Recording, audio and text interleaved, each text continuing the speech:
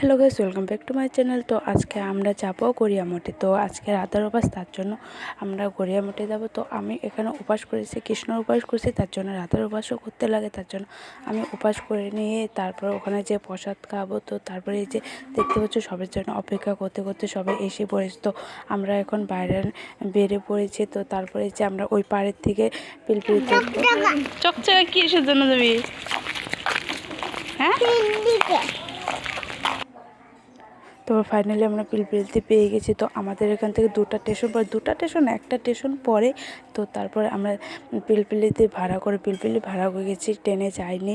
তো তারপরে এই যে দেখেই পেরেছো, কিন্তু আমরা অনেক আগে যাচ্ছিলাম, কিন্তু বৃষ্টির জন্য আমরা যেতে পারিনি। দেখতে নদীটা আর আকাশটা পুরো একসাথে মিশে গেছে। তো দেখতেই পাচ্ছ আমার সাথে যখন থেকে বলছে আমার চুল নিয়ে কী অবস্থা করছে।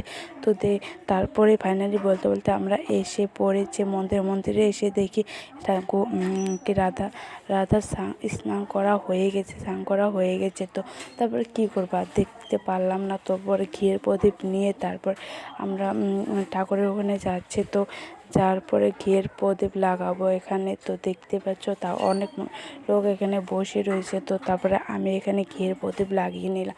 লাগানোর পরে তারপরে এই যে ঠাকুরটা কত সুন্দর ছিল। তারপরে আমরা যাওয়ার আগে দেখো অনেক লোক ভিড় হয়েছে। তারপরে আমরা বসে ভিডিও ভালো like comment share and subscribe করতে। Tata, bye by.